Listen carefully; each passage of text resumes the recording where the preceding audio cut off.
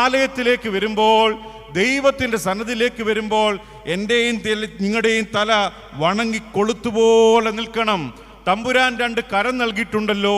ആലയത്തിലേക്ക് വരുമ്പോൾ, ദൈവത്തിൻ്റെ സന്നിധിയിലേക്ക് വരുമ്പോൾ 2 കരവും മലർത്തിപ്പിടിച്ചുകൊണ്ട് വേണം തമ്പുരാൻ്റെ സന്നിധിയിലേക്ക് നിൽക്കാൻ. എൻ്റെ നിങ്ങളുടെ ശരീരത്തിന് ഒരു നട്ടലെന്നൊരു ഭാഗം നൽകിയിട്ടുണ്ട്. ദൈവം 2 മുട്ടലുകൾ നൽകിയിട്ടുണ്ട്.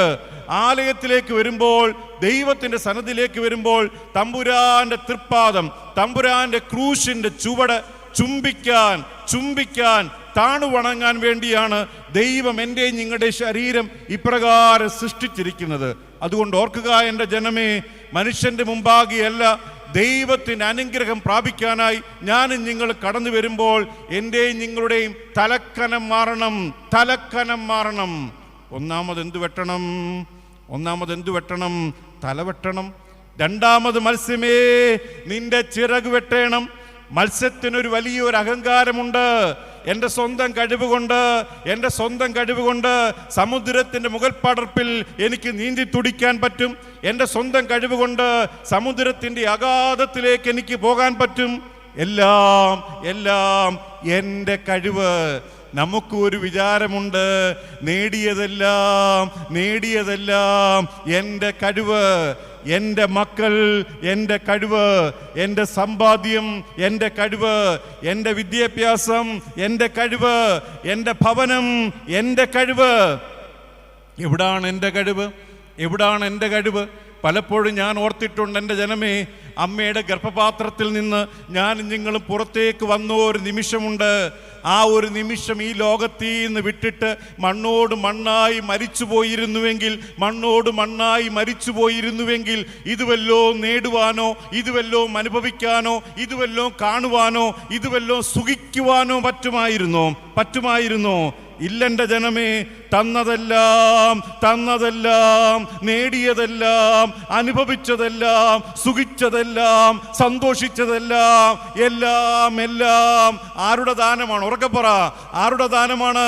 ദൈവത്തിൻ്റെ ദാനമാണ്. ഒരു ശ്വാസം മാത്രമാണ് ഞാനും നിങ്ങളും, ഒരു കൃമി മാത്രമാണ് ഞാനും നിങ്ങളും, ഒരു കീടമാണ് ഞാനും നിങ്ങളും. ഒന്നുമല്ല. തമ്പുരാൻ തന്നതും നടത്തിയതും പോറ്റിയതും വളർത്തിയതും മാത്രമേ ഉള്ളൂ. എല്ലാം തമ്പുരാന്റെ കരുണയാണ്, തമ്പുരാന്റെ ദയവാണ്. ഒന്നാമത് എന്ത് വെട്ടണം? തല വെട്ടണം. 2ാമത് എന്ത് വെട്ടണം?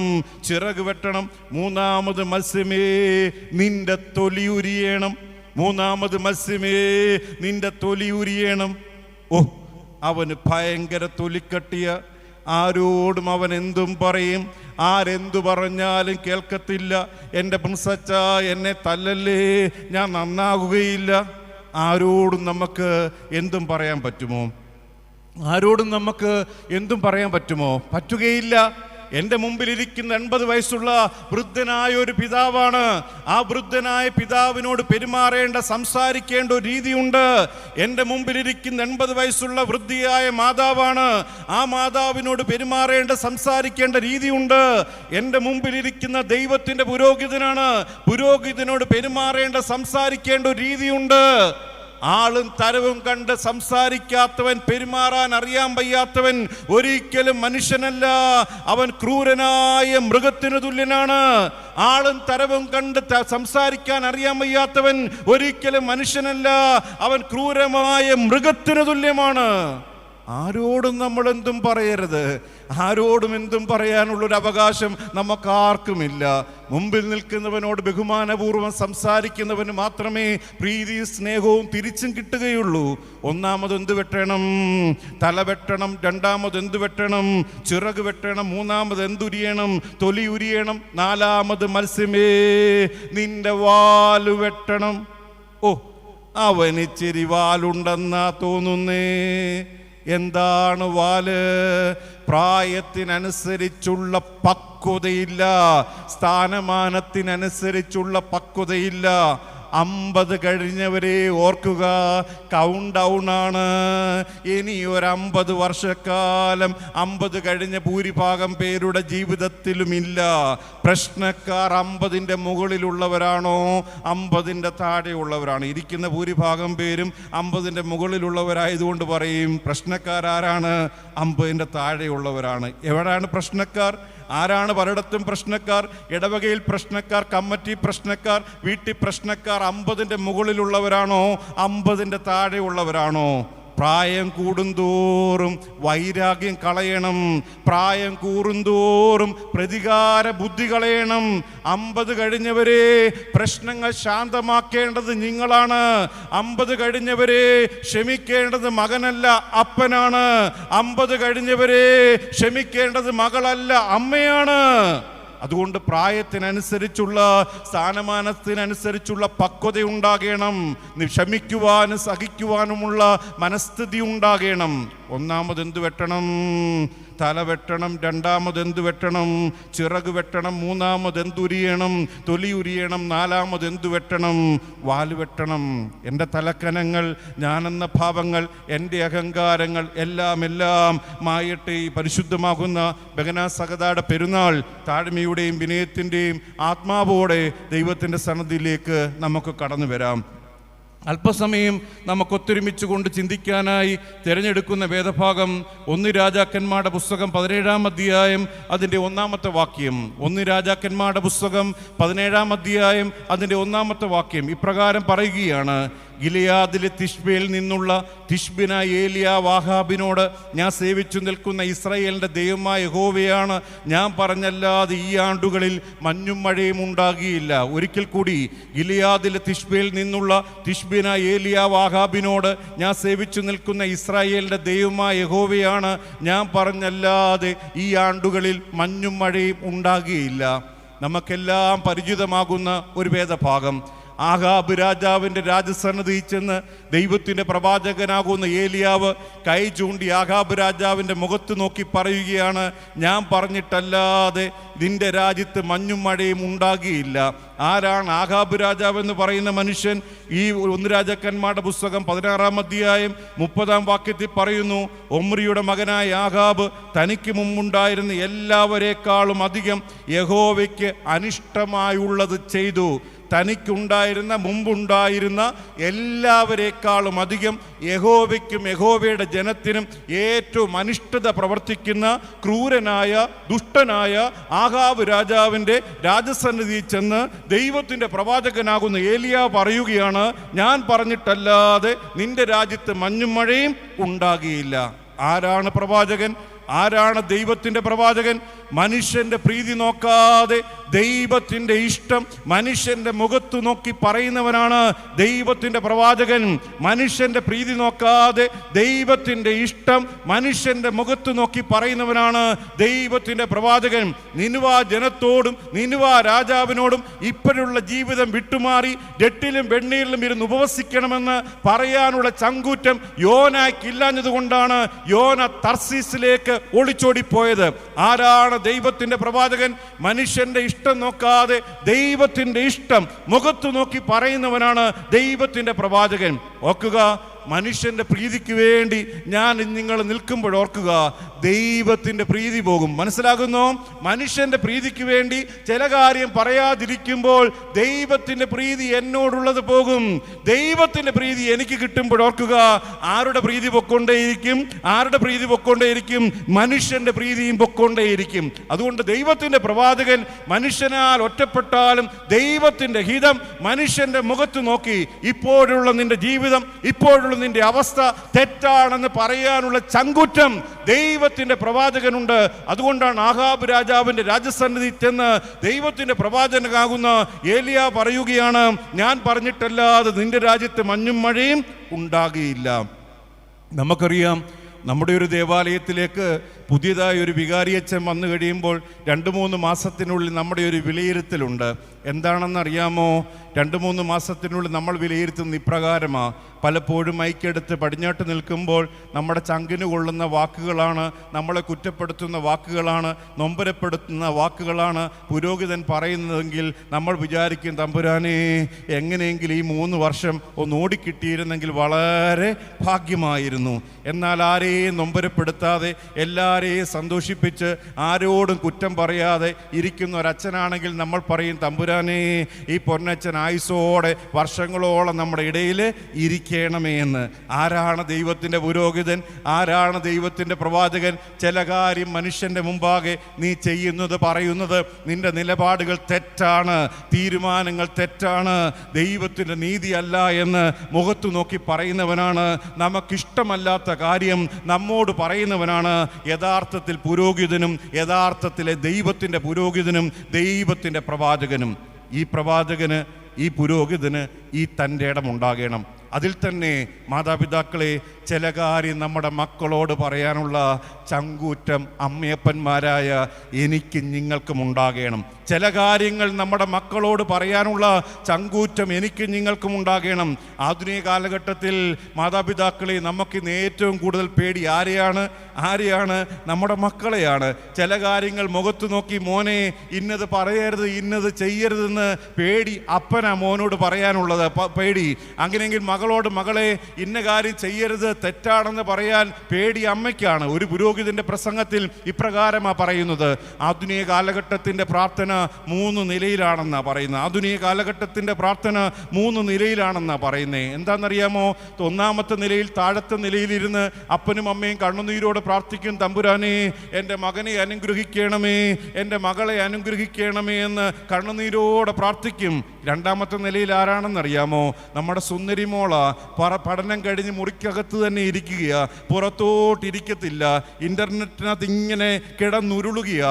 കൊറോണയുടെ ഏറ്റവും വലിയ പ്രത്യാഘാതം അനുഭവിക്കേണ്ടി വന്നതും ഉള്ള ദൈവത്തിൻ്റെ കൃപയും ഉള്ള ദൈവത്തിൻ്റെ സ്വഭാവവും നഷ്ടമായത് എൻ്റെയും നിങ്ങളുടെയും മക്കളുടെ തന്നെയാണ്. ഓർക്കുക മാതാപിതാക്കളെ.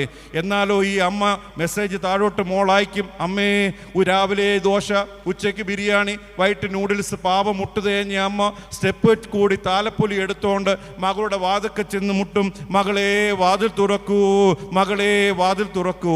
ആധുനിക മാതാപിതാക്കളെ, നമ്മുടെ ഒരു ഗതികേടുണ്ട്. എന്താണെന്നറിയാമോ? കാശും മുടക്കി വീട് വെച്ചിട്ട് അതിൻ്റെ ഒന്ന് വാതിൽ തുറക്കണമെങ്കിൽ ആരുടെ അനുവാദം വേണം? ആരുടെ അനുവാദം വേണം? നമ്മുടെ മക്കളുടെ അനുവാദം വേണം. മനസ്സിലാകുന്നോ? നമ്മുടെ മക്കളുടെ അനുവാദം വേണം. ഇനി 2ാമത്തെ നിലയിൽ, 3ാമത്തെ നിലയിൽ ആരാണെന്നറിയാമോ? നമ്മുടെ സുന്ദരൻ മോന. ആധുനിക കാലഘട്ടത്തിൽ സുന്ദരൻ ആമ്പിള്ളാരെ കണ്ടു കഴിഞ്ഞാൽ ഭയങ്കര സൗന്ദര്യം, പഴയകാല സൗന്ദര്യമല്ല. എന്താണെന്നറിയാമോ? പണ്ടൊക്കെ ഒരു ക്രിസ്ത്യാനിയായി മാമോദീസ വെള്ളം മുങ്ങിയ ഒരു യുവാവിനെ കണ്ടു കഴിഞ്ഞാൽ അവൻ്റെ മുഖത്ത് ദൈവത്തിൻ്റെ കൃപയുടെ, ദൈവിക ശോഭയുടെ, യൗവനത്തിൻ്റെ തുടിപ്പുണ്ടായിരുന്നു. ഒരു ഹിന്ദു സഹോദരനെ കണ്ടു കഴിഞ്ഞാൽ അമ്പലത്തിൽ നിന്ന് രാവിലെ പോയിട്ട് വരുന്ന ചന്ദനക്കുറിയുടെ ശോഭ ഒരു ഹിന്ദു സഹോദരൻ്റെ യുവാവിൻ്റെ മുഖത്തുണ്ടായിരുന്നു. ഒരു മുസ്ലിം യുവാവ് രാവിലെ പള്ളിയിൽ നിന്ന് പോയിട്ട് വരുന്ന അതിൻ്റെ വെള്ളവസ്ത്രത്തിൻ്റെ ശോഭ അവൻ്റെ മുഖത്തുണ്ടായിരുന്നു. പക്ഷേ ആധുനിക കാലഘട്ടത്തിൽ ഓർത്ത് നോക്കി, പല യുവാക്കളെ കണ്ടാലും ക്രിസ്ത്യാനിയാണോ എന്നറിയത്തില്ല, ഹിന്ദു ആണോ എന്നറിയത്തില്ല, മുസ്ലിം ആണോ എന്നറിയത്തില്ല. വേഷവിധാനം കണ്ടു കഴിഞ്ഞാലോ, കൊറോണ ആയതുകൊണ്ട് ബാർബർ ഷോപ്പിൽ പോകാനായിട്ട് പറ്റാത്തത് കൊണ്ടാകാം, താടിക്കൊരു റബ്ബർ ബാൻഡ്, തലയിലൊരു റബ്ബർ ബാൻഡ്, കറണ്ട് അടിച്ചതുപോലെ തലമുടി മേളിലോട്ട് നിൽക്കുന്നത്, കുളിക്കത്തുമില്ല, നനയ്ക്കത്തുമില്ല. 25 വയസ്സുകാരൻ ഇടുന്നത് 18 വയസ്സുകാരൻ്റെ ഷർട്ടും 10 വയസ്സുകാരൻ്റെ നിക്കറും. അവൻ നമ്മുടെ മുമ്പിൽ ഇരിപ്പുണ്ടെങ്കിൽ കണ്ണു അടച്ചേ ഇരിക്കാൻ പറ്റത്തുള്ളൂ. ഓർക്കുക, കുഴപ്പം ആരുടേതാണ്? എൻ്റേതാണ്. എൻ്റെ മാതാപിതാക്കളെ കുഴപ്പം. എൻ്റെ മകൻ്റെ മുഖത്തിൻ്റെ ശോഭ നഷ്ടപ്പെട്ടു പോയിട്ടുണ്ടെങ്കിൽ കുഴപ്പം എൻ്റേതാണ്. എൻ്റെ മകളുടെ മുഖത്തിൻ്റെ ശോഭ നഷ്ടപ്പെട്ടു പോയിട്ടുണ്ടെങ്കിൽ അപ്പനായ എൻ്റെ കുഴപ്പം കൊണ്ടാണ്. ഓർക്കുക, ആധുനിക കാലഘട്ടത്തിൽ ഓരോ വിഭാഗ ശുശ്രൂഷയും നമ്മുടെ പള്ളിയിൽ നടത്തപ്പെടുമ്പോഴുണ്ടല്ലോ, പ്രസംഗിക്കാനായിട്ട് അവസരം കിട്ടിയാൽ ഞാൻ ആദ്യം ആ മണവാളനെയും മണവാട്ടിയും ഒന്ന് അഭിനന്ദിക്കും. കാരണം എന്താണെന്നറിയാമോ? ആധുനിക കാലഘട്ടത്തിൽ നമ്മുടെ ആൺമക്കളെയും മക്കളെയും പെൺമക്കളെയും പഠിപ്പിക്കാനായിട്ട് വിട്ടിട്ട് കഴിയുമ്പോൾ അമ്മയപ്പന്മാരുടെ ഇഷ്ടമില്ലാതെ ഇല്ലാത്ത ബന്ധത്തിൽപ്പെട്ടതിനെ കൂട്ടിക്കൊണ്ടുവരുന്ന ദയനീയമാകുന്ന ഒരവസ്ഥയുണ്ട്, ദയനീയമാകുന്ന ഒരവസ്ഥയുണ്ട്. ഒരു പ്രേമവിവാഹം നടക്കാനായിട്ട് പോകുക, മാതാപിതാക്കൾക്കൊന്നും ഇഷ്ടമല്ല. എന്നാലും ആ പെൺകുട്ടി പിടിവാശി പിടിക്കുമ്പോൾ ഞാൻ ആ പെൺകുട്ടിയോട് ചോദിച്ചു, പൊന്നുമോളെ, എന്താണ് നിനക്ക് അവനോട് ഇത്ര ഇഷ്ടം? അപ്പനും അമ്മയും ഇത്രയും നാൾ പോറ്റിയ, അപ്പനും അമ്മയും ഇത്രയും നാൾ കരുതിയ സ്നേഹത്തെ വിട്ടിട്ട് എന്താണ് നിനക്ക് അവനോട് ഇത്ര സ്നേഹം? ഉടനെ ആ പെൺകുട്ടി പറഞ്ഞൊരു കാര്യമുണ്ട്, എൻ്റെ പൊന്നച്ച, ഞാൻ ട്യൂഷന് വേണ്ടിയിട്ട് സൈക്കിൾ ചവിട്ടി പോകുകയായിരുന്നു. മനസ്സിലാകുന്നോ? ട്യൂഷന് വേണ്ടി സൈക്കിൾ ചവിട്ടി പോകുകയായിരുന്നു. സൈക്കിൾ ചവിട്ടി പോകാൻ നേരത്ത് സൈക്കിളിൻ്റെ കാറ്റങ്ങ് പോയച്ചാ. കാറ്റ് പോയപ്പം കാറ്റടിച്ചു തന്നത് അവനാ അച്ഛാ. എനിക്കൊരിക്കലും അവനെ മറക്കാൻ പറ്റത്തില്ല, ഗുണം പിടിക്കത്തില്ല, ഒരിക്കലും ഗുണം പിടിക്കത്തില്ല. അമ്മയപ്പന്മാരുടെ ഇഷ്ടം വിട്ടിട്ട് മക്കളെ ആരെ തിരഞ്ഞെടുത്താലും നമ്മുടെ ജീവിതത്തിൽ ഒരിക്കലും നന്മയുണ്ടാകത്തില്ല, ഒരിക്കലും അനുഗ്രഹം ഉണ്ടാകത്തില്ല, ഒരിക്കലും ഐശ്വര്യം ഉണ്ടാകത്തില്ല. ക്രിസ്ത്യാനിയായ പെൺകുട്ടി വിവാഹം കഴിക്കേണ്ടത് ക്രിസ്ത്യാനിയായ യുവാവിനെ തന്നെയാണ്. ഹിന്ദുവാകുന്ന സഹോദരി വിവാഹം കഴിക്കേണ്ടത് ഹിന്ദുവാകുന്ന സഹോദരനെ തന്നെയാണ്. മുസ്ലിം ആകുന്ന പെൺകുട്ടി വിവാഹം കഴിക്കേണ്ടത് മുസ്ലിം സഹോദരനെ തന്നെയാണ്. ഏറ്റവും കൂടുതൽ മണ്ടത്തരം കാണിക്കുന്നതുണ്ടല്ലോ, ഒരിക്കലും ആൺപിള്ളാരല്ല, പെൺപിള്ളാർ തന്നെയാണ്, പെൺപിള്ളാർ തന്നെയാണ്. എന്താണെന്നറിയാമോ? നല്ല നിലയിൽ ഉന്നത വിദ്യാഭ്യാസമൊക്കെ കൊടുത്ത് അപ്പനും അമ്മയും പൊന്നുപോലെ കരുതി, പൊന്നുപോലെ സ്നേഹിച്ച് നല്ല മണിമാളിക വീട്ടിൽ നല്ല നിലയിൽ കെട്ടിച്ചു വിടേണ്ട പല പെൺകുട്ടികളും കയ്യിലിരിപ്പിന്റെ ഗുണം കൊണ്ടല്ലോ വില ചെറ്റക്കുടിൽ ഒരു ഗതിക്ക് പരഗതി ഇല്ലാത്ത, വിദ്യാഭ്യാസം ഇല്ലാത്തവന്റെ കൂടെ പോകേണ്ട ദയനീയമാകുന്ന ഒരു അവസ്ഥയുണ്ട്. ഇതെല്ലാം കഴിയുമ്പോൾ ഒരു ഗതിയുമില്ലാത്തവന്റെ അപ്പനും അമ്മയും വന്നിട്ട് നമ്മളോട് പറയുന്ന ഒരു കാര്യമുണ്ട്, എൻ്റെ അച്ഛാ, അവരങ്ങ് ഇഷ്ടപ്പെട്ടു പോയില്ലേ, കെട്ടിച്ചു കൊടുത്തേരച്ഛാ, സ്നേഹിച്ചു പോയില്ലേ. സ്വന്തം മകള്, എനിക്ക് ഒരു പെൺകുട്ടി ഉള്ളത് കൊണ്ടാണ് ഇത്ര ആത്മാർത്ഥതയോടെ ഞാനും പറയുന്നു. മനസ്സിലാകുന്നു? സ്വന്തം മകൾ അങ്ങനെ ഗതികെട്ടൊരവസ്ഥയിലേക്ക് പോകുമ്പോൾ മാത്രമേ അതിൻ്റെ സങ്കടം എന്താണെന്ന് തിരിച്ചറിയാനായിട്ട് പറ്റത്തുള്ളൂ. ആധുനിക കാലഘട്ടത്തിൽ ചാനൽ ചർച്ചയിൽ ഇങ്ങനെ പറയുമല്ലോ, പലരും പറയും, രാഷ്ട്രീയക്കാരൻ അങ്ങനെയൊക്കെ പറയാം, വല്ലവൻ്റെയും പിള്ളേർ പോകുമ്പോൾ ആർക്ക് വേണമെങ്കിലും എന്തെങ്കിലുമൊക്കെ പറയാം. ഓർക്കുക പെൺകുട്ടികളെ, നീ ഓർക്കേണ്ട ഒരു കാര്യമുണ്ട്, നിന്റെ അപ്പനും അമ്മയ്ക്കും എത്ര ദാരിദ്ര്യമുണ്ടെങ്കിലും എത്ര പട്ടിണി ഉണ്ടെങ്കിലും ഏറ്റവും നല്ല വിദ്യാഭ്യാസം തരാൻ അവർ ശ്രമിച്ചു, ഏറ്റവും നല്ല ആഹാരം തരാൻ അവർ ശ്രമിച്ചു, ഏറ്റവും നല്ല വസ്ത്രം തരാൻ വേണ്ടി അവർ ശ്രമിച്ചു. അങ്ങനെയെങ്കിൽ അവരുടെ അവസ്ഥയ്ക്കപ്പുറമായി നീ തിരഞ്ഞെടുക്കേണ്ട തക്കതായ ഒരു തുണയെയും അവർ തന്നെ കണ്ടെത്തും. അതൊരിക്കലും കുറവുള്ളതല്ല, അതിനേക്കാൾ ഏറ്റവും മഹാത്മ്യമുള്ളതായി തീരും. അതിന് യാതൊരു സംശയമില്ല. അതുകൊണ്ടാണ് വചനം ഇപ്രകാരമാണ് പറയുന്നത്, നിനക്ക് നന്മയുണ്ടാകാൻ, നിനക്ക് ദീർഘായുസ്സുണ്ടാകാൻ നിന്റെ അപ്പനെയും അമ്മയും ബഹുമാനിക്കുക, അപ്പനെയും അമ്മയും ബഹുമാനിക്കുക. മകനെ, നിന്റെ അപ്പന്റെ വാക്കിന് നീ ചെവി കൊടുക്കണം. മകളെ, നിന്റെ അമ്മയുടെ വാക്കിന് നീ ചെവി കൊടുക്കണം. ആദ്യം പറയുമ്പോൾ നിനക്ക് കഴിക്കും, പക്ഷെ ജീവിതത്തിന്റെ അവസാനം അത് മധുരമാകും, രുചികരമാകും. അപ്പൻ ചില കാര്യം പറയണം, പേടിക്കണ്ട, ധൈര്യത്തോട് പറയുക. അതുകൊണ്ട് മാതാപിതാക്കളെ, ആരാണ് പ്രവാചകൻ? മനുഷ്യന്റെ പ്രീതി നോക്കാതെ ദൈവത്തിന്റെ ഹിതം മനുഷ്യന്റെ മുഖത്ത് നോക്കി പറയുന്നവനാണ് ദൈവത്തിന്റെ പ്രവാചകൻ. ആരാണ് ദൈവത്തിന്റെ പുരോഹിതൻ? ഇടവക്കാരുടെ ഇഷ്ടം നോക്കിയിട്ടല്ല, നീതി ഏതാണെന്ന് ചങ്കുറ്റത്തോടെ മുഖത്ത് നോക്കി പറയുന്നവനാണ് ദൈവത്തിന്റെ പുരോഹിതൻ. ആരാണ് അപ്പനും അമ്മയും? ചില കാര്യം മകനോട് മകളോട് അരുത് അരുത് അരുത് എന്ന് പറയാനുള്ള ചങ്കൂറ്റം അമ്മയപ്പന്മാരെ നമുക്കുണ്ടാകണം. പറഞ്ഞില്ല എങ്കിലും കണ്ണുനീരോടെ ദൈവത്തിന്റെ സന്നിധി രാപകൽ നമ്മുടെ മക്കൾക്ക് വേണ്ടി കരഞ്ഞ് നമ്മൾ തോരാതെ വണ്ണം കരഞ്ഞ് പ്രാർത്ഥിക്കുകയും വേണം. ഒന്നാമത്തെ കാര്യം, മനുഷ്യൻ്റെ പ്രീതി നോക്കാതെ ദൈവത്തിൻ്റെ ഹിതം മനുഷ്യൻ്റെ മുഖത്ത് നോക്കി പറയുന്ന ദൈവത്തിൻ്റെ പ്രവാചകൻ. രണ്ടാമത്തെ കാര്യം പറയുകയാണ്, 17-ാം അധ്യായം അതിൻ്റെ 4-ാമത്തെ വാക്യത്തിൽ പറയുകയാണ്, തോട്ടിൽ നിന്ന് നീ കുടിച്ചുകൊള്ളേണം, അവിടെ നിനക്ക് ഭക്ഷണം തരേണ്ടതിന് ഞാൻ കാക്കയോട് കൽപ്പിച്ചിരിക്കുന്നു. ദൈവത്തിൻ്റെ പ്രവാചകനാകുന്ന ഏലിയാവിനെ ആഹാബ് രാജാവിൻ്റെ പീഡനത്തിൽ നിന്ന് രക്ഷിക്കുവാനായി മറ്റ് സുരക്ഷിതമാകുന്ന ഒരു മേഖലയിലേക്ക് യഹോവയാകുന്ന ദൈവം ആക്കുകയാണ്. കെരീത്ത് തോട്ടിനരികെ നിനക്ക് രാവിലെ അപ്പവും ഇറച്ചിയും, കാക്കയിൽ കൂടി വൈകുന്നേരവും അപ്പവും ഇറച്ചിയും യഹോവയാകുന്ന ദൈവം കരുതിക്കൊള്ളുമെന്ന് പറഞ്ഞ് കെരീത്ത് തോട്ടിനരികെ ഏലിയാ പ്രവാചകനെ, ദൈവത്തിന്റെ പ്രവാചകനാകുന്ന ഏലിയാവിനെ ആക്കുകയാണ്. ഏത് പക്ഷിയാണ് അപ്പവും ഇറച്ചിയും ഒരുക്കാൻ വേണ്ടി യഹോവയാകുന്ന ദൈവം കരുതിയത്? ഏത് പക്ഷിയാണ്? കാക്കയാണ്. കാക്കയെ കാണുകയാണെങ്കിൽ നമ്മൾ എന്തോ പറയും? പോ കാക്ക എന്ന് പറയുമോ, വാ കാക്ക എന്ന് പറയുമോ? എന്തു പറയും? പോ കാക്ക എന്ന് പറയും. പൊന്നുമോളെ, അപ്പം കൊണ്ട് പുറത്തിറങ്ങരുത്. ആര് കൊണ്ടുപോകും? കാക്ക കൊണ്ടുപോകും. ഓർക്കുക മാതാപിതാക്കളെ, മനുഷ്യൻ അവഗണിക്കുന്ന, കണ്ടാൽ അറപ്പ് തോന്നുന്ന കാക്കയെ, ദൈവത്തിൻ്റെ കറുത്തിരിക്കുന്ന കാക്കയെ ദൈവത്തിൻ്റെ പ്രവാചകനാകുന്ന ഏലിയാവിന് അപ്പവും ഇറച്ചിയും ഒരുക്കാൻ വേണ്ടി യഹോവയാകുന്ന ദൈവം ഒരുക്കുകയാണ്. രണ്ട് കാര്യമാണ് ആ പക്ഷിയിൽ നിന്ന് ഞാൻ നിങ്ങളുടെ ശ്രദ്ധയിലേക്ക് കൊണ്ടുവരാനായിട്ട് ആഗ്രഹിക്കുന്നത്. ഒന്നാമത്തെ കാര്യം, ഇപ്പോഴുള്ള ഒരവസ്ഥ കണ്ട് ആരെയും അവഗണിക്കരുത്. ഇപ്പോഴുള്ള ഒരവസ്ഥ കണ്ട് ആരെയും നമ്മൾ അവഗണിക്കരുത്. കാക്കയെ കണ്ടാൽ എത്രയോ സൗന്ദര്യമുള്ള, എത്രയോ ബുദ്ധിയുള്ള, എത്രയോ പ്രാഗൽഭ്യവും ആഠ്യത്വവുമുള്ള വേറെ എത്രയോ പക്ഷികളുണ്ടായിരുന്നു ഭക്ഷണം ഒരുക്കാൻ വേണ്ടി. എന്നാലും കറുത്തിരിക്കുന്ന കാക്കയെ ദൈവത്തിൻ്റെ പ്രവാചകന് ഭക്ഷണം ഒരുക്കാൻ യഹോവയാകുന്ന ദൈവം ഒരുക്കുകയാണ്. ഇപ്പോഴുള്ള ഏതെങ്കിലും ഒന്നിൻ്റെ അവസ്ഥ കണ്ടിട്ട് നമ്മൾ ആരെയും അവഗണിക്കരുത്, ആരെയും നമ്മൾ കുറച്ച് കാണരുത്. ഇന്ന് നമ്മൾ അവഗണിക്കുന്നവനെ നാളെ നമ്മൾ പരിഗണിക്കേണ്ടതായിട്ട് വരും. ഇന്ന് നമ്മൾ അവഗണിക്കുന്നവനെ നാളെ നമ്മൾ പരിഗണിക്കേണ്ടതായിട്ട് വരും. ഇന്ന് ഞാൻ നിന്ദിക്കുന്നവനെ നാളെ ഞാൻ മാനിക്കേണ്ടതായിട്ട് വരും.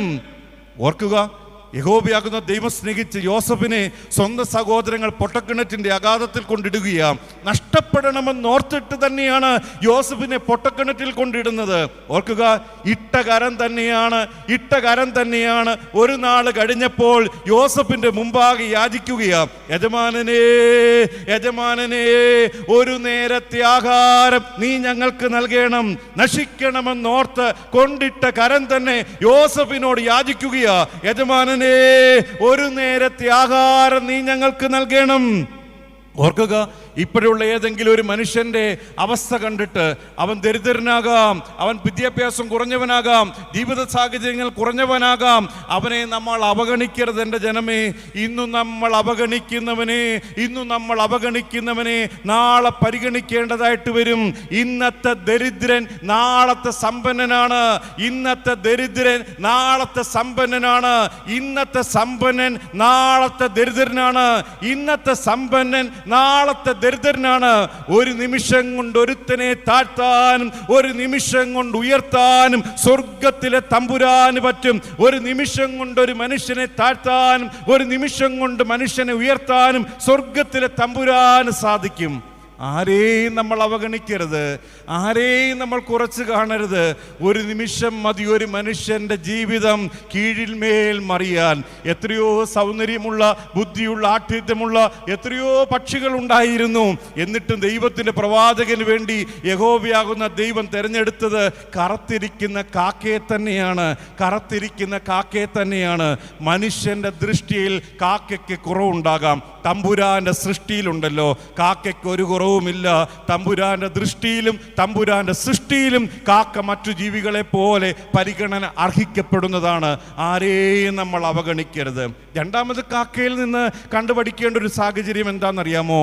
ഏത് സാഹചര്യത്തിലും തൃപ്തിയോടെ ജീവിക്കുന്ന പക്ഷിയാണ് കാക്ക. മനസ്സിലാകുന്നോ? ഏത് സാഹചര്യത്തിലും തൃപ്തിയോടെ ജീവിക്കുന്ന പക്ഷിയാണ് കാക്ക. ദുർഗന്ധമായാലും സുഗന്ധമായാലും കാക്ക ആ സാഹചര്യത്തോട് കഴിയും. നല്ലതായാലും തീയതായാലും ആ സാഹചര്യത്തോട് കാക്ക ജീവിക്കും. ഒരു ഓർത്തഡോക്സുകാരന്റെ പ്രതീകമാണ് കാക്ക, ഒരു ക്രിസ്ത്യാനിയുടെ പ്രതീകമാണ് കാക്ക. ആരാണ് ഓർത്തഡോക്സുകാരൻ?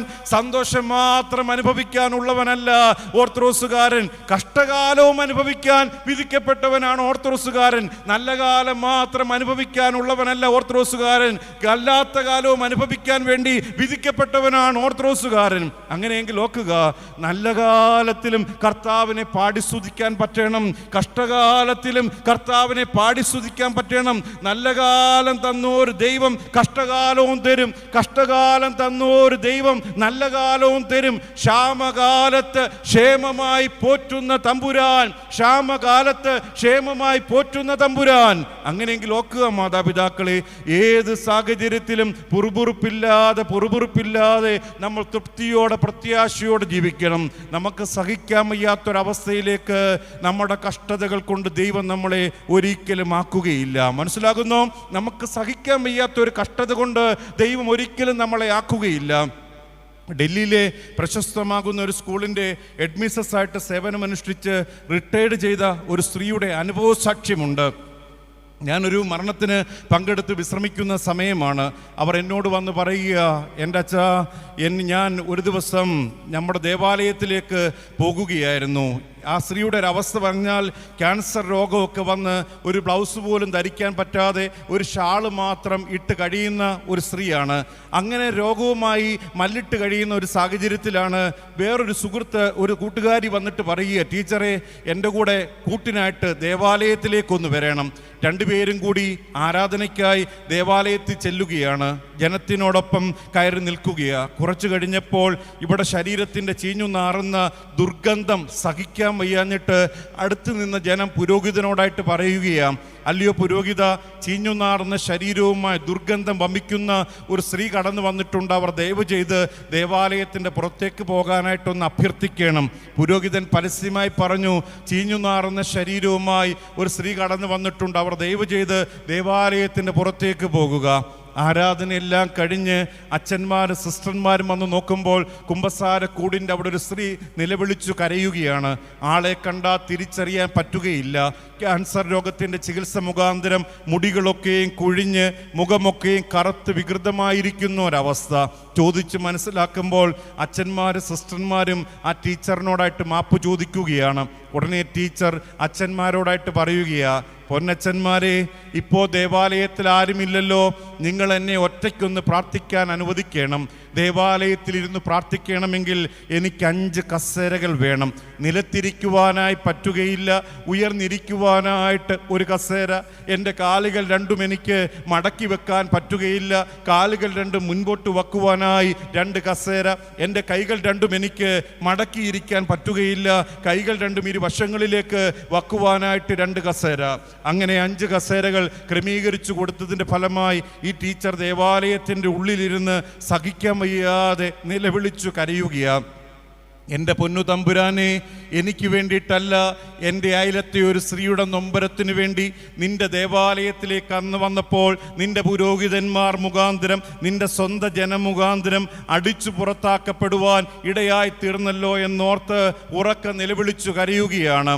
മാതാപിതാക്കളെ, സഹിക്കാൻ വയ്യാതെ ഉറക്കെ നിലവിളിച്ചു കരയുകയാണ്.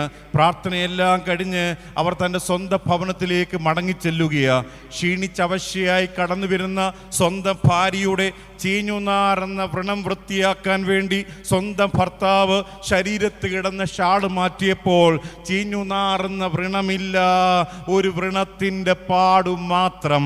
എൻ്റെ ജനമേ, എന്നെ കൊണ്ട് വയ്യ എന്ന് എൻ്റെ തമ്പുരാൻ എപ്പോൾ തോന്നുന്നു അപ്പോൾ മാത്രമേ എൻ്റെ ഭാരത്തിന്, എൻ്റെ രോഗത്തിന്, എൻ്റെ കഷ്ടതയ്ക്ക് ദൈവം നീക്കുപോക്കുണ്ടാക്കി തരികയുള്ളൂ. അതല്ലാതെ ഞാൻ അനുഭവിക്കണമെന്ന് ദൈവത്തിനൊരു പദ്ധതി ഉണ്ടെങ്കിൽ എത്ര പ്രാർത്ഥിച്ചാലും എത്ര നോയമ്പ് നോക്കിയാലും ചില രോഗങ്ങൾ, ചില കഷ്ടകാലങ്ങൾ എന്നെയും നിങ്ങളെയും ഒരിക്കലും വിട്ടുമാറുകയില്ല. പക്ഷെ നമ്മൾ നിരാശരാകരുത്. വിശുദ്ധ കന്യക മറിയാമിനോട് ഗബ്രിയേൽ ദൂതൻ കടന്നു വന്നിട്ട് പറയുകയാണ്, കൃപ നിറഞ്ഞവളേ നിനക്ക് സമാധാനം, കൃപ നിറഞ്ഞവളേ നിനക്ക് സമാധാനം. എപ്പോഴാണ് ഈ കൃപ കൊടുത്തത്? ഈ ലോകത്തിൽ ഒരു സ്ത്രീയും അനുഭവിക്കാത്ത ദുഃഖത്തിന്റെ, നിന്നയുടെ, കഷ്ടകാലത്തിന്റെ പാണ്ടക്കെട്ട് അമ്മയുടെ തലയിലേക്ക് തമ്പുരാൻ കൊടുക്കുന്നതിന് മുമ്പാണ് കൃപ കൊടുത്തത്. അപ്പൊ ഈ കൃപയെന്ന് പറയുന്നത് എന്താണ്? പാടുന്നതാണോ, പ്രസംഗിക്കുന്നതാണോ? അതിനേക്കാൾ ഉപരിയായി ഞാൻ വിശ്വസിക്കുന്ന ഒരു കാര്യമുണ്ട്. ജീവിതത്തിന്റെ പ്രതിസന്ധികളിൽ, ജീവിതത്തിന്റെ കഷ്ടകാലത്തിൽ, ജീവിതത്തിന്റെ കണ്ണുനീരിന്റെ അവസ്ഥയിൽ എൻ്റെ മകൾ തളരുമെന്ന് എൻ്റെ തമ്പുരാന് തോന്നുമ്പോൾ ഞാനും നിങ്ങൾ തളരാതിരിക്കാൻ വേണ്ടി ദൈവം എന്നെ നിങ്ങളെ ശക്തീകരിക്കുന്നതാണ് ദൈവത്തിൻ്റെ കൃപ. ദൈവം എന്നെ നിങ്ങളെയും ശക്തീകരിക്കുന്നതാണ് ദൈവത്തിൻ്റെ കൃപ. അതുകൊണ്ടാണല്ലോ ഈ രോഗം വന്ന് വലിയ മരണത്തോട് മല്ലടിച്ച് കിടക്കുന്ന ചില വ്യക്തികളോട് നമ്മൾ കാണാൻ എന്തു പറയണമെന്നോർത്ത് നമ്മൾ ചെല്ലും. പക്ഷെ നമ്മളെ കാണുമ്പോൾ തിരിച്ച് അവ പറയും, എൻ്റെ അച്ഛാ, എൻ്റെ കർത്താവ് അറിയാതെ എൻ്റെ ജീവിതത്തിൽ ഒന്നും സംഭവിക്കത്തില്ല. നമ്മുടെ ഇരുണ്ടിരിക്കുന്ന മുഖത്തേക്കാൾ ശോഭയുള്ള മുഖത്തോടെ അവ പറയുന്നെങ്കിൽ ഓർക്കുക, അത് ദൈവത്തിൻ്റെ കൃപയാണ് എൻ്റെ ജനമേ. അതുകൊണ്ട് ഓർക്കുക ക്രിസ്ത്യാനിയെ, കഷ്ടകാലം തന്നവൻ നല്ല കാലം തരും. കഷ്ടകാലം തന്നവൻ നല്ല കാലം തരും. ക്ഷാമകാലത്ത് ക്ഷേമമായി പോറ്റുന്ന ഒരു ദൈവം. ഇപ്പോഴുള്ള പ്രതിസന്ധി ഓർത്ത്, ഇപ്പോഴുള്ള ജീവിതത്തിന്റെ നൊമ്പരത്തെ ഓർത്ത് ഞാൻ നിങ്ങൾ ഒരിക്കലും നിരാശപ്പെടരുത്. കാക്കയെ കണ്ടുപഠിക്കണം. ഏത് സാഹചര്യത്തിലും തൃപ്തിയോടെ കഴിയുന്ന പുറുപുറുപ്പില്ലാത്ത പക്ഷിയാണ് കാക്ക. അതെൻ്റെയും നിങ്ങളുടെയും പ്രതീകമാണ്. രണ്ട് കാര്യങ്ങൾ ഞാൻ നിങ്ങളുടെ ശ്രദ്ധയിൽ കൊണ്ടുവന്നു. മനുഷ്യൻ്റെ ഇഷ്ടം നോക്കാതെ, മനുഷ്യൻ്റെ പ്രീതി നോക്കാതെ ദൈവത്തിൻ്റെ ഇഷ്ടം മുഖത്ത് നോക്കി പറയുന്ന ദൈവത്തിൻ്റെ പ്രവാചകൻ. ഏലിയാവിന് വേണ്ടി അപ്പം ഒരുക്കുന്നത്, ഇറച്ചി ഒരുക്കുന്നത് കാക്കയാണ്. രണ്ട് കാര്യങ്ങൾ. ഒരു മനുഷ്യൻ്റെ ഇപ്പോഴുള്ള അവസ്ഥ കണ്ട് ആരെയും നമ്മൾ അവഗണിക്കരുത്. കാക്കയെ കണ്ടുപഠിക്കണം. ഏത് സാഹചര്യത്തിലും തൃപ്തിയോടെ ജീവിക്കുന്ന പക്ഷിയാണ് കാക്ക. മാതാപിതാക്കളെ, വീണ്ടും ഏലിയാവിനെ മറ്റൊരു സുരക്ഷിതമാകുന്ന മേഖലയിലേക്ക് യഹോവയാകുന്ന ദൈവം ഒരുക്കുകയാണ്. മനസ്സിലാകുന്നു? ചുറ്റുവട്ടങ്ങൾ എപ്പോഴൊക്കെ പ്രതികൂലമാകുന്നു അവിടെ നിന്നെല്ലാം ദൈവത്തിൻ്റെ പ്രവാചകനെ യഹോവയാകുന്ന ദൈവം ഇങ്ങനെ കൈപിടിച്ച് നടത്തുകയാണ്. എൻ്റെ നിങ്ങൾ ഈ വേദഭാഗത്തിൽ നമ്മൾ ഓർക്കണം, ആനുകാലികമായി വളരെ പ്രസക്തിയുണ്ട്. ഓരോ ചുറ്റുവട്ടങ്ങളും നമുക്ക് പ്രതികൂലമാകുമ്പോൾ ദൈവം അതിനേക്കാൾ ഉപ്പുറമായി കരുതുന്നൊരു മേഖലയിലേക്ക് സുരക്ഷിതമായി യഹോവയാകുന്ന ദൈവം എന്നെ നിങ്ങളെ ഭംഗിയായി നടത്തിക്കൊള്ളും. കെരീത്ത് തോട്ടിനരികെ നിന്ന് ഈ ഏലിയാവിനെ ദൈവത്തിന്റെ പ്രവാചകനാകുന്ന ഏലിയാവിനോട് പറയുകയാണ്, സരേഫത്തിലേക്ക് ചെല്ലുക, അവിടെ ഒരു വിധവയുണ്ട്. വാക്യപ്രകാരമാണ് 10ാമത്തെ വാക്യത്തിൽ. അങ്ങനെ അവൻ എഴുന്നേറ്റ് സരേഫത്തിന് പോയി. അവൻ പട്ടണവാതിൽക്കലെത്തിയപ്പോൾ അവിടെ ഒരു വിധവ വിറക് പെറുക്കിക്കൊണ്ടിരുന്നു. അവൻ അവളെ വിളിച്ചു, എനിക്ക് കുടിപ്പാൻ ഒരു പാത്രത്തിൽ കുറെ വെള്ളം കൊണ്ടുവരണമേ എന്ന് പറഞ്ഞു. അവൾ കൊണ്ടുവരാൻ പോകുമ്പോൾ, ഒരു കഷണം അപ്പവും കൂടെ നിന്റെ കയ്യിൽ കൊണ്ടുപോരണമേ എന്ന് അവൻ അവളോട് പറഞ്ഞു. അതിനവൾ, നിന്റെ ദൈവമായ യഹോവയാണ്, കലത്തിൽ ഒരു പിടിമാവും തുരുത്തിയിൽ അല്പം എണ്ണയും മാത്രമല്ലാതെ എനിക്കൊരപ്പവുമില്ല. ഞാനിതാ 2 വിറക് പെറുക്കുന്നു. ഇത് കൊണ്ടുചെന്ന് എനിക്കും മകനും വേണ്ടി ഒരുക്കി അത് ഞങ്ങൾ തിന്നിട്ട് മരിപ്പാനിരിക്കുന്നു. മനസ്സിലാകുന്നു? എന്താ പറഞ്ഞത്? ഒരു പിടി മാവും അല്പം എണ്ണയും, അതുകൊണ്ടൊരടയപ്പം ഉണ്ടാക്കിയിട്ട് ഞാനും എൻ്റെ മകനും എന്ത് ചെയ്യാൻ പോവുകയാണ്? മരിക്കാനിരിക്കുകയാണ്. മരണസമയം അറിഞ്ഞാൽ സന്തോഷത്തോടെ ഭക്ഷിക്കാൻ പറ്റുമോ? മരണസമയം അറിഞ്ഞാൽ സന്തോഷത്തോടെ ഭക്ഷിക്കാൻ പറ്റുമോ? മാതാപിതാക്കളെ നാളെ തൂക്കിക്കൊല്ലേണ്ട ഒരു വ്യക്തിയാണെന്നിരിക്കട്ടെ, ഇന്ന് രാവിലെ വെളുപ്പിനെ തന്നെ കുളിച്ചൊരുക്കി കഴിഞ്ഞ് ജയിലധികാരികൾ ആ വ്യക്തിയോട് ചോദിക്കും, നിനക്കിഷ്ടമുള്ള ആഹാരം ഇഷ്ടം പോലെ കഴിക്കാൻ പറഞ്ഞാൽ കഴിക്കാൻ പറ്റുമോ? മരണസമയം അറിഞ്ഞാൽ കഴിക്കാൻ പറ്റുകയില്ല.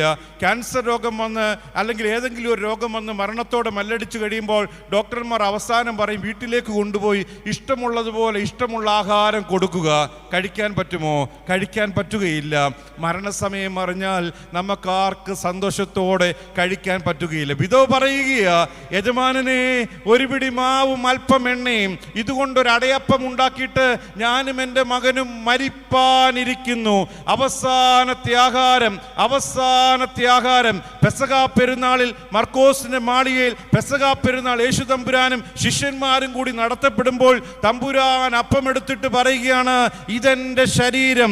വീഞ്ഞെടുത്തിട്ട് പറയുകയാണ്, ഇതെന്റെ രക്തം, ഇതെന്റെ അന്ത്യത്താഴം. വിധവ പറയുകയാണ്, യജമാനനെ, ഇത് കഴിച്ചിട്ട് ഞാനും എൻ്റെ മകനും മരിപ്പാനിരിക്കുന്നു. തമ്പുരാൻ പറയുകയാണ്, ഇതെന്റെ അന്ത്യത്താഴമെന്ന് യേശു തമ്പുരാൻ പറയുമ്പോൾ തന്നെ അറിയാം, അടുത്ത വെള്ളിയാഴ്ച ക്രൂശിൽ യാഗമാകും. കൊമ്പുകളാൽ ഞാൻ കുത്തപ്പെടും. എൻ്റെ ഹൃദയത്തിൽ നിന്ന് രക്തം ധാരധാരിയായിട്ടൊഴുകും. മുൾക്കിരീടം ഞാൻ ധരിച്ച് ക്രൂശിൽ ഞാൻ തമ്പുരാന്റെ സന്നിധിയിലേക്ക് പോകുമെന്ന മരണസമയം കൃത്യമായിട്ട് അറിഞ്ഞുകൊണ്ട് തന്നെയാണ് യേശു തമ്പുരാൻ പെസഹാ പെരുന്നാൾ നടത്തുന്നതും അന്ത്യത്താഴം നടത്തുന്നതും.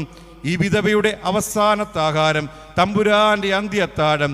ഈ അന്ത്യത്താഴമാണ് ഞാൻ അർപ്പിക്കുന്ന, പുരോഹിതൻ അർപ്പിക്കുന്ന ബലിയും നിങ്ങൾ അനുഭവിക്കുന്ന വിശുദ്ധ കുർബാനയും. അതുകൊണ്ടാണല്ലോ പരിശുദ്ധമാകുന്ന തക്സ പഠിപ്പിക്കുമ്പോൾ ഞങ്ങളുടെ പുരോഹിതൻ ഞങ്ങളോട് പറയും, ഓരോ വിശുദ്ധ കുർബാന അർപ്പിക്കുമ്പോഴും, അല്ലയോ പുരോഹിത, ഇത് അവസാനത്തെ ബലിയാണെന്ന ധാരണയോടുകൂടി വേണം ബലി അർപ്പിക്കുവാൻ. മനസ്സിലാകുന്നോ?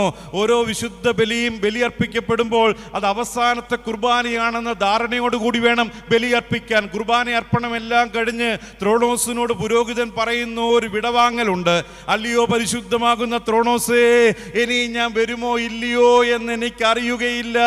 ഞാൻ വരാതിരുന്ന, മനസ്സിലാകുന്നോ, ഈ ബലിപീഠത്തിലേക്ക് വരാതിരുന്നാൽ എൻ്റെ പേരിനെ നിന്റെ ത്രോണോസിന്റെ മേൽ ഓർത്തുകൊള്ളണമേ എന്ന് യാത്ര ചോദിച്ചുകൊണ്ടാണ് പുരോഹിതൻ ഓരോ പ്രാവശ്യവും ബലിയർപ്പിച്ചിട്ട് ബലിപീഠത്തിൽ നിന്ന് യാത്ര ചോദിച്ച് ദേവാലയത്തിൽ നിന്ന് പോകുന്നത്. അതുകൊണ്ട് ഓർക്കുക, അടുത്ത ഞായറാഴ്ച ബലിയർപ്പിക്കാനായി ബലിപീഠത്തിലേക്ക്, ദേവാലയത്തിലേക്ക് വരണമെങ്കിൽ ആര് വിചാരിക്കണം? തമ്പുരാൻ വിചാരിക്കണം. ഓർക്കുക, അവസാനത്തെ ബലിയാണെന്ന ധാരണയോടുകൂടി ബലി അർപ്പിച്ചു കഴിഞ്ഞാൽ നമ്മൾ കരയാതൊരിക്കലും ബലി അർപ്പിക്കാനായിട്ട് പറ്റുകയില്ല. മനസ്സിലാകുന്നു? ഈ ഞായറാഴ്ചയുടെ ബലി, ഈ ബലി എൻ്റെ അവസാനത്തെ ബലിയാണെന്ന തോന്നലോടുകൂടി ഒരു പുരോഹിതൻ ബലി അർപ്പിച്ചാലുണ്ടല്ലോ, ആ പുരോഹിതൻ ഒരിക്കലും ബലിയുടെ മധ്യത്തിൽ കരയാതിരിക്കാൻ പറ്റുകയില്ല. എൻ്റെ ജനമേ, അടുത്ത ഞായറാഴ്ച നിങ്ങളുടെ ബലിയും അവസാനത്തെ ബലി കാണലും അനുഭവമാണെന്ന ധാരണയുണ്ടെങ്കിലുണ്ടല്ലോ, ദേവാലയം തുറക്കുന്നതിന് മുമ്പേ 7 മണിയാകുമ്പോൾ ആര് കാണും? നിങ്ങൾ ഓരോരുത്തരും കാണും, വിശ്വാസികളും കാണും. ഇതെന്റെ അവസാനത്തെ ബലി കാണലാണ്, അനുഭവമാണെന്ന തോന്നൽ നിങ്ങളുടെ ഉള്ളിലുണ്ടെങ്കിലുണ്ടല്ലോ, കരച്ചിലോടല്ലാതെ നിലവിളിയോടല്ലാതെ ഒരു വിശ്വാസിക്കും വിശുദ്ധ കുർബാനയിൽ സംബന്ധിക്കാനായിട്ട് പറ്റുകയില്ല. മാതാപിതാക്കളെ, ഈ ഏലിയാബിനെയാണ് ബാലിന്റെ 450 വിഗ്രഹം സേവിക്കുന്ന പ്രവാചകന്മാരെ വെല്ലുവിളിക്കുകയാണ്. 2 ബലിപീഠം, 2 കാളയെ അറുത്തുവെക്കുന്നു. എല്ലാം ഒരുക്കിയിട്ട് ആദ്യമേ ബാലിന് വിഗ്രഹം സേവിക്കുന്നവർക്ക് അവസരം കൊടുക്കുകയാണ്. ബാലെ ഇറങ്ങി വരണമേ. വൈകുന്നേരമായിട്ട് യാഗവസ്തുവിനൊരു മാറ്റവും ഉണ്ടായില്ല. ഏലിയാവ് കളിയാക്കുകയാണ്. അവർ തോറ്റു പിന്മാറി കഴിയുമ്പോൾ ഏലിയാവിന് അവസരം കൊടുക്കുകയാണ്. ഒരു 12 കല്ലുകൾ ഒരുക്കി വെച്ചിട്ട് അതിൻ്റെ മേൽ വിറകടുക്കി അതിൽ കാളയെ അറുത്തു വെച്ചു. 2 സെയ്യ വിത്ത് വിതയ്ക്കാൻ വലിപ്പത്തിലൊരു തോടുണ്ടാക്കി. 4 ബക്കറ്റ് വെള്ളം, വീണ്ടും ബക്കറ്റിൽ വെള്ളം, അങ്ങനെ ഒഴിച്ചൊഴിച്ചിട്ട് ഏറ്റവും അവസാനം ഏലിയാവ് 2 കരവും സ്വർഗത്തിലേക്ക് ഉയർത്തി പ്രാർത്ഥിക്കുകയാണ്. എൻ്റെ കർത്താവേ, എന്നോടൊന്ന് കരുണ തോന്നണമേ. എൻ്റെ കർത്താവേ, എന്നോടൊന്ന് കരുണ തോന്നണമേ. എൻ്റെ കർത്താവേ, എന്നോടൊന്ന് കരുണ തോന്നണമേ. അടുത്ത നിമിഷം സ്വർഗത്തിൽ നിന്ന് അഗ്നി ഇറക്കി യാഗവസ്തുവിനെയും ബലിപീഠത്തെയും യഹോവയാകുന്ന ദൈവം ദഹിപ്പിച്ചു കളയുകയാണ്. മാതാപിതാക്കളെ, വിശുദ്ധ കുർബാനയുടെ മധ്യത്തിലും പുരോഹിതൻ 2 കരവും ഉയർത്തി സ്വർഗത്തിലേക്ക് നോക്കി പ്രാർത്ഥിക്കും. എൻ്റെ കർത്താവേ, എന്നോടൊന്ന് ഉത്തരമരുളയണമേ. എൻ്റെ കർത്താവേ, എന്നോടൊന്ന് ഉത്തരമരുളയണമേ. എൻ്റെ കർത്താവേ, എന്നോടൊന്ന് ഉത്തരമരുളയണമേ. അടുത്ത പ്രാർത്ഥനയോ, പരിശുദ്ധാത്മാവിറങ്ങി ഈ അപ്പത്തെ കർത്താവിൻ്റെ ശരീരവും പരിശുദ്ധാത്മാവിറങ്ങി ഈ വീഞ്ഞിനെ കർത്താവിൻ്റെ രക്തവുമായി രൂപാന്തരപ്പെടുത്തണമേ. അപ്പോൾ ഓർക്കുക എൻ്റെ ജനമേ, നിങ്ങൾ ഭക്ഷിക്കുന്നത് അപ്പമാണോ ശരീരമാണോ? പറഞ്ഞാട്ട്, നിങ്ങൾ ഭക്ഷിക്കുന്ന അപ്പമാണോ ശരീരമാണോ? ഉറക്കെ പറ. എന്താണ് ശരീരമാണ്? ആരുടെ ശരീരമാണ്? കർത്താവിൻ്റെ ശരീരമാണ്. നിങ്ങൾ കുടിക്കുന്നത് വീഞ്ഞാണോ രക്തമാണോ? ഉറക്കെ പറ. ആരുടെ രക്തമാണ്? കർത്താവിൻ്റെ രക്തമാണ്. അങ്ങനെയെങ്കിൽ ഓർക്കുക, വിശുദ്ധ കുർബാനയുടെ മധ്യത്തിൽ പരിശുദ്ധാത്മാവ് ഇറങ്ങി സാധാരണ അപ്പത്തെ കർത്താവിൻ്റെ ശരീരവും സാധാരണ വീഞ്ഞിനെ കർത്താവിൻ്റെ രക്തവുമായി രൂപാന്തരപ്പെടുത്തുന്നുവെങ്കിൽ നമ്മുടെ സങ്കടങ്ങളുടെ മേലും നമ്മുടെ ഭാരങ്ങളുടെ മേലും പരിശുദ്ധാത്മാവ് ഇറങ്ങി രോഗത്തിൽ നിന്ന് സൗഖ്യവും അസമാധാനത്തിൽ ഇരിക്കുന്നവർക്ക് സമാധാനവും വിശുദ്ധ കുർബാനയുടെ മധ്യത്തിൽ ബലിപീഠത്തിൽ നിന്ന് പരിശുദ്ധാത്മാവ് ഇറങ്ങുന്നുണ്ട്. ഒരു കത്തോലിക്ക സഭയിലെ സെമിനാരി വിദ്യാർത്ഥിയായിരിക്കുന്ന ഒരു യുവാവിൻ്റെ അമ്മയ്ക്ക് ക്യാൻസർ രോഗം പിടിപെടുകയാണ്. ഈ ക്യാൻസർ രോഗം പിടിപെട്ടിട്ട് അമ്മ നേരത്തെ മരിച്ചു പോകും. അതുകൊണ്ട് സെമിനാരിയിലെ ഫാക്കൽറ്റി എല്ലാം കൂടിയാലോചിച്ച് തിരുമേനിയോട്, ബിഷപ്പിനോട് കാര്യം പറയുകയും അവർ ഈ യുവാവിന് മാത്രം പ്രത്യേക പരിഗണന കൊടുത്ത് പഠനം പൂർത്തീകരിക്കുന്നതിന് മുമ്പായിട്ട് വൈദികനാക്കാനായിട്ട് ശ്രമിക്കുകയാണ്. അപ്പോൾ ഈ യുവാവിനെ ഷമാശനാക്കി വൈദികനാക്കി വീഞ്ഞാക്കി വൈദികനായിട്ട് ആദ്യമായി ബലി അർപ്പിക്കാനായിട്ട് പുരോഹിതൻ ബലിപീഠത്തിലേക്ക് കയറുകയാണ്, ബലി അർപ്പിക്കാനായിട്ട് തുടങ്ങുകയാണ്. അപ്പോൾ ഈ ക്യാൻസർ രോഗം വന്ന് മരിക്കാനായിട്ടിരിക്കുന്ന അവശയായ അമ്മയെ ഏറ്റവും മുമ്പിൽ കൊണ്ട് ഇരുത്തിയിട്ടുണ്ട്. എന്നിട്ട് ബലിയർപ്പിക്കുന്ന സമയം പുരോഹിതൻ അപ്പവീഞ്ഞുങ്ങളെ വാഴ്ത്തുമ്പോൾ സ്വർഗത്തിലേക്ക് നോക്കി പ്രാർത്ഥിക്കുകയാ. സാധാരണ അപ്പത്തെ കർത്താവിൻ്റെ ശരീരമാക്കുന്ന പരിശുദ്ധാത്മാവേ, സാധാരണ വീഞ്ഞിനെ കർത്താവിൻ്റെ രക്തമാക്കുന്ന പരിശുദ്ധാത്മാവേ, എൻ്റെ അമ്മയുടെ മേലിറങ്ങി എൻ്റെ അമ്മയ്ക്ക് സൗഖ്യം കിട്ടണമേ എന്ന് പുരോഹിതൻ ആത്മാർത്ഥതയോടെ ബലിപീഠത്തിൽ നിന്നുകൊണ്ട് കണ്ണുനീരോടെ പ്രാർത്ഥിക്കുകയാണ്. ബലിയർപ്പണമെല്ലാം കഴിഞ്ഞപ്പോൾ ഈ അമ്മ എഴുന്നേറ്റിട്ട് പറയുകയാണ്, എനിക്കൊരു കാര്യം പറയാനുണ്ട്. എൻ്റെ മകൻ വിശുദ്ധ ബലി അർപ്പിക്കുന്ന സമയം വലിയൊരു ശക്തി എൻ്റെ മേൽ ഇറങ്ങി വരികയും എൻ്റെ രോഗത്തിൽ നിന്ന് കർത്താവ് എനിക്ക് സൗഖ്യം നൽകുകയും ചെയ്തു. ഓർക്കുക മാതാപിതാക്കളെ, പരിശുദ്ധമാകുന്ന ബലിപീഠത്തിൻ്റെ മേൽ പരിശുദ്ധാത്മാവ് ഇറങ്ങി സാധാരണ അപ്പത്തെ കർത്താവിൻ്റെ ശരീരവും സാധാരണ വീഞ്ഞിനെ കർത്താവിൻ്റെ രക്തവുമാക്കുന്ന രൂപാന്തരം ബലിപീഠത്തിൻ്റെ മേൽ നടക്കുന്നുവെങ്കിൽ, അപ്പവീഞ്ഞുകളുടെ മേൽ നടക്കുന്നുവെങ്കിൽ, കടന്നു വന്ന വിശ്വാസിയെ കരച്ചിലോടെ നീ ബലിയർപ്പണത്തിൽ നിന്നാൽ അപ്പത്തെ വീഞ്ഞാക്കിയ, അപ്പത്തെ ശരീരമാക്കിയ, വീഞ്ഞിനെ രക്തമാക്കിയ പരിശുദ്ധാത്മാവ് എൻ്റെ ജനമേ, നിന്റെ സങ്കടങ്ങളുടെ മേൽ, നിന്റെ രോഗങ്ങളുടെ മേൽ, നിന്റെ വേദനയുടെ മേൽ, നിന്റെ ആവശ്യങ്ങളുടെ മേൽ സ്വർഗത്തിലെ പരിശുദ്ധാത്മാവ് ഇറങ്ങി, സ്വർഗത്തിലെ പരിശുദ്ധാത്മാവ് ഇറങ്ങി രൂപാന്തരം ഉണ്ടാക്കും. യാതൊരു സംശയമില്ലാത്ത കാര്യമാണ്. യജമാനനെ, ഇത് കഴിച്ചിട്ട് ഞാനും എൻ്റെ മകനും മരിപ്പാനിരിക്കുന്നു. തമ്പുരാൻ പറയുകയാണ്, ഇതെൻ്റെ അന്ത്യത്താഴം. ഓരോ വിശുദ്ധ ബലിയർപ്പണവും ഓരോ വിശുദ്ധ അനുഭവവും നമ്മുടെ അവസാനത്തെയാണെന്നുള്ള ധാരണ എനിക്ക് നിങ്ങൾക്കും ഉണ്ടാകണം. മാതാപിതാക്കളെ, അതിൽ തന്നെ നാലാമത്തെ ഒരു കാര്യമുണ്ട്. 14-ാമത്തെ വാക്യത്തിൽ പറയുകയാണ്, യഹോവ ഭൂമിയിൽ മഴ പെയ്യിക്കുന്ന നാൾ വരെ കലത്തിലെ മാവ് തീർന്നു പോയില്ല, ഭരണിയിലെ എണ്ണ കുറഞ്ഞു പോയുമില്ല എന്ന് ഇസ്രായേലിൻ്റെ ദൈവമായ യഹോവ അരുളി ചെയ്യുന്നു എന്ന് പറഞ്ഞു. അവൾ ചെന്ന് ഏലിയാവ് പറഞ്ഞതുപോലെ ചെയ്തു. അങ്ങനെ അവളും അവനും അവളുടെ വീട്ടുകാരും ഏറിയ നാൾ അവളും അവളുടെ വീട്ടുകാരും ഏറിയ നാൾ അഹോവൃത്തി കഴിച്ചു എന്നാണ് പറയുന്നത്. ഈ ഒരു സംഭവത്തിൽ ഏറ്റവും കൂടുതൽ അനുഗ്രഹം കിട്ടിയത് ദൈവത്തിൻ്റെ പ്രവാചകനാണോ വിധവയ്ക്കാണോ? ദൈവത്തിൻ്റെ പ്രവാചകനാണോ വിധവയ്ക്കാണോ? പ്രവാചകന് കിട്ടിയത് എന്താണ്? ഒരടയപ്പം കിട്ടി. വിധവയ്ക്കോ മഴ പെയ്യുന്ന കാലത്തോളം കലത്തിലെ മാവും ഭരണിയിലെ എണ്ണയും കുറഞ്ഞു പോയില്ല. അവളും അവളുടെ മകനും അവളുടെ വീട്ടുകാരും മഴ പെയ്യുന്ന കാലത്തോളം അഹോവൃത്തി കഴിച്ചു എന്നാണ് പറയുന്നത്. മനസ്സിലാകുന്നു? അങ്ങനെയെങ്കിൽ ഞാൻ വിശ്വസിക്കുന്ന ഒരു കാര്യമുണ്ട്. യഹോവയാകുന്ന ദൈവത്തിൻ്റെ പ്രവാചകനാകുന്ന ഏലിയാവിനേക്കാൾ ഉപരിയായി കരുതിയതും പോറ്റിയതും ആരെയാണ്? വിധവയാണ്. ആരാണ് വിധവ? വിധിയെ തടുത്തവളാണ് വിധവ. വിവാഹ ശുശ്രൂഷയിൽ മണവാളൻ ക്രിസ്തുവിൻ്റെ പ്രതീകമായിട്ടും മണവാട്ടി സഭയുടെ പ്രതിനിധിയായിട്ടും കടന്നു വരും. രണ്ടുപേരെയും പുരോഹിതൻ ഒന്നാക്കുമ്പോൾ ഭാര്യയും ഭർത്താവുമാണ്. ഭർത്താവ് നഷ്ടപ്പെട്ടു കഴിയുമ്പോൾ പിന്നെ ആ സ്ത്രീയെ വിധവയെന്നാണ് അറിയപ്പെടുന്നത്. വിധിയെ തടുത്തവളാണ് വിധവ. പക്ഷെ ഭർത്താവ് നഷ്ടപ്പെട്ടു കഴിയുമ്പോഴാണ് ഒരു വിധവയാകുന്ന സ്ത്രീക്ക് ഏറ്റവും കൂടുതൽ കർത്താവിൻ്റെ കരുതലുണ്ടാകുന്നു എന്ന് നാം ഓർത്തുകൊള്ളണം. യഹൂദന്റെ ന്യായപ്രമാണത്തിൽ ഒരു വിധവയെ നൊമ്പരപ്പെടുത്തിയാൽ അത് തമ്പുരാനെ ദ്രോഹിക്കുന്നതിന് തുല്യം. ഒരു വിധവയെ കരുതിയാലുണ്ടല്ലോ, അത് തമ്പുരാനെ കരുതുന്നതിന് തുല്യമാണ്. അതുകൊണ്ട് ജീവിതയാത്രയിൽ ഞാനും നിങ്ങളും ഓർക്കേണ്ട ഒരു കാര്യമുണ്ട്. വിധിയെ തടുത്ത ഒരു വിധവയെയും നമ്മൾ നൊമ്പരപ്പെടുത്തരുത്. ഏറ്റവും അവസാനമായിട്ട് ഇതിനകത്തൊരു സ്ത്രീപക്ഷമുണ്ട്. അതായത് മനുഷ്യൻ്റെ വിലയിരുത്തലിൽ എപ്പോഴും പുരുഷൻ ബലവാനാണ്. ബലഹീനപാത്രം ആരാണ്? സ്ത്രീയാണ് നമ്മുടെ എല്ലാവരുടെയും ചിന്ത.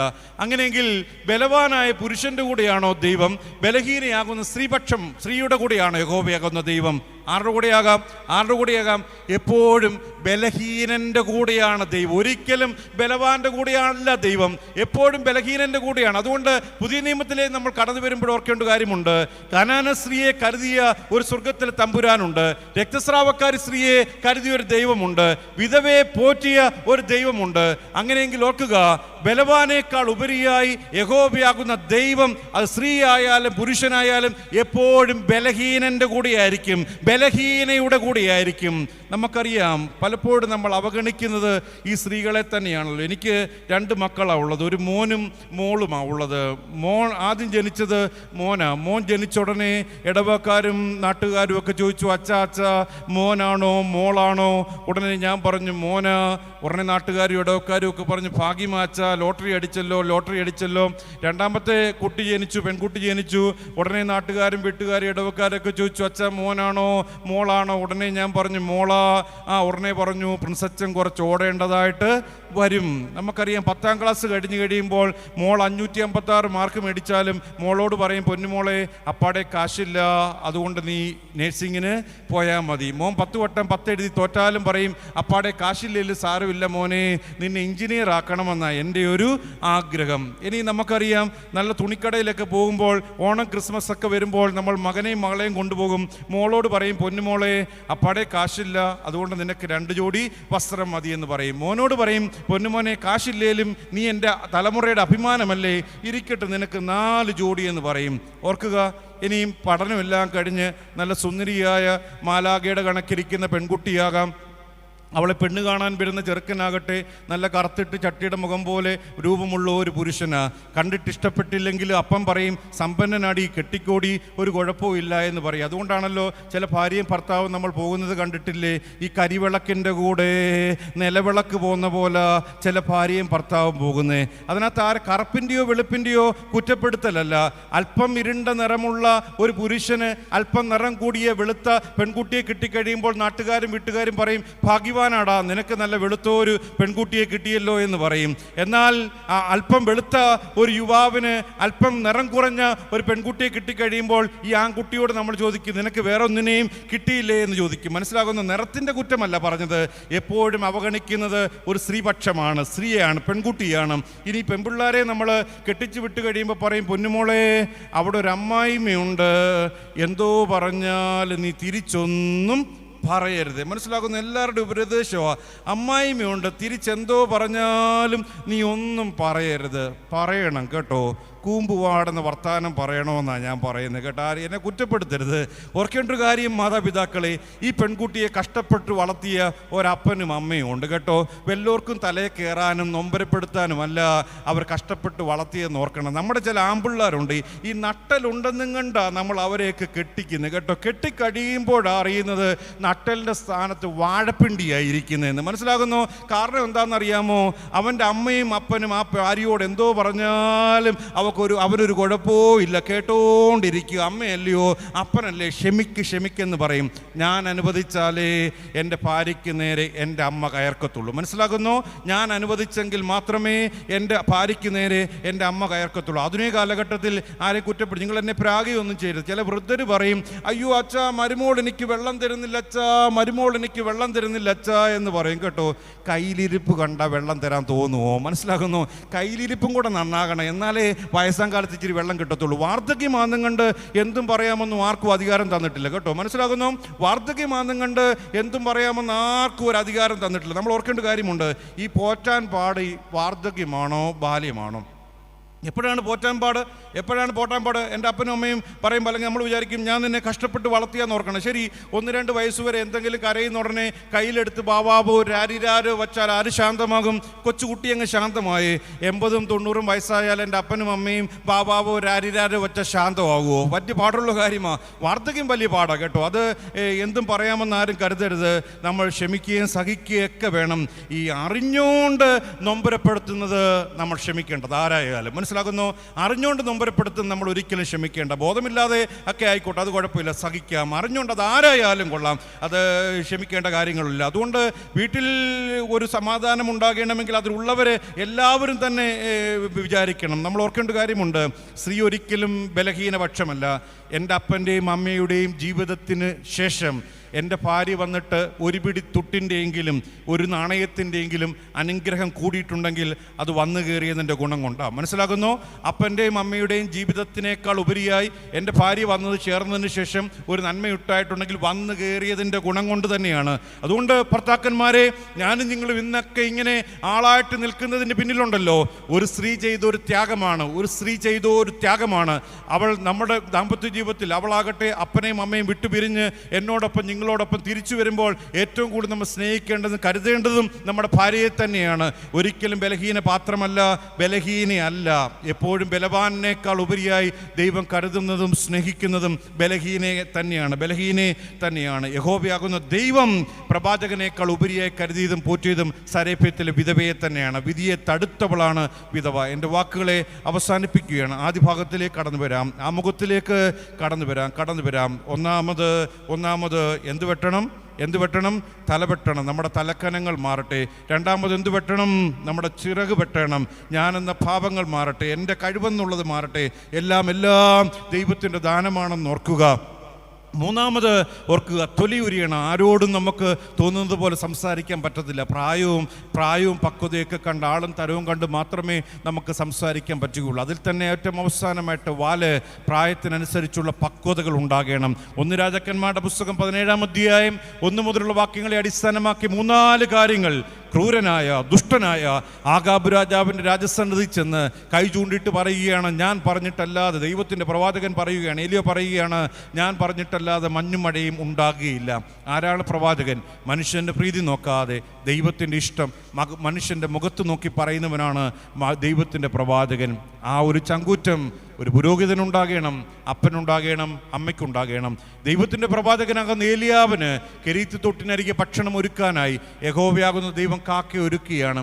രാവിലെ അപ്പവും ഇറച്ചിയും, വൈകുന്നേരവും അപ്പവും ഇറച്ചിയും. 2 കാര്യങ്ങൾ.